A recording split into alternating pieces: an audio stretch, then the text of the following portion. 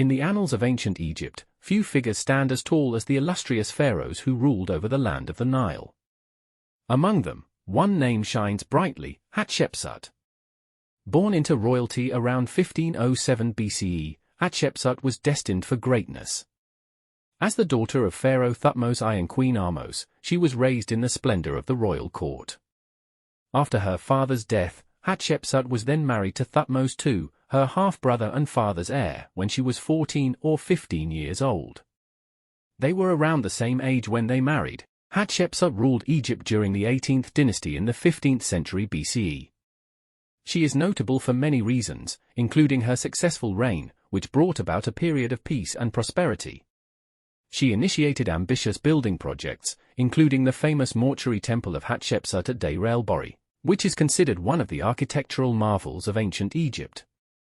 What makes Hatshepsut particularly remarkable is her unprecedented rise to power.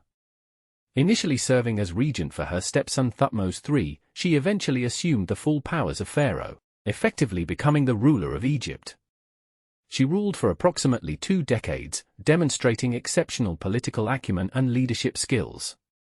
Hatshepsut re-established a number of trade networks that had been disrupted during the Hyksos occupation of Egypt during the Second Intermediate Period. She oversaw the preparations and funding for a mission to the land of Punt. Hatshepsut's delegation returned from Punt bearing 31 live myrrh trees and other luxuries such as frankincense. Hatshepsut would grind the charred frankincense into coal eyeliner. This is the first recorded use of the resin.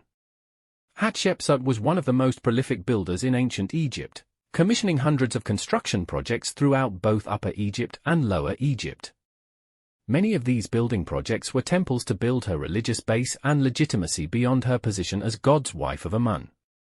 At these temples, she performed religious rituals that had hitherto been reserved for kings, corroborating the evidence that Hatshepsut assumed traditionally male roles as pharaoh. She employed the great architect Inini, who also had worked for her father, her husband, and for the royal steward Senenmut. The extant artifacts of the statuary provide archaeological evidence of Hatshepsut's portrayals of herself as a male pharaoh, with physically masculine traits and traditionally male ancient Egyptian garb, such as a false beard and ram's horns. These images are seen as symbolic, and not evidence of cross-dressing or androgyny. One of Hatshepsut's most notable traits was her political acumen and diplomatic skill. She navigated the complexities of international relations with finesse, establishing trade networks and alliances that bolstered Egypt's influence in the ancient world.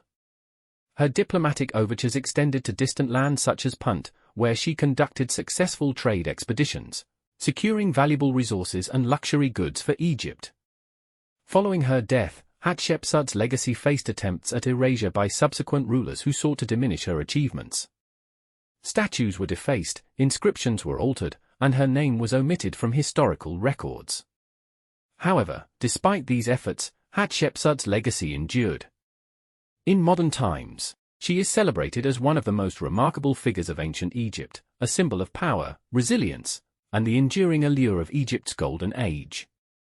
Hatshepsut's life and reign exemplify the heights of ancient Egyptian civilization. Her remarkable achievements as a female pharaoh have inspired generations, showcasing the indomitable spirit of leadership and innovation that characterized the ancient world. As we gaze upon the majestic ruins of her temples and monuments, we are reminded of Hatshepsut's enduring legacy as one of the greatest rulers in the history of Egypt.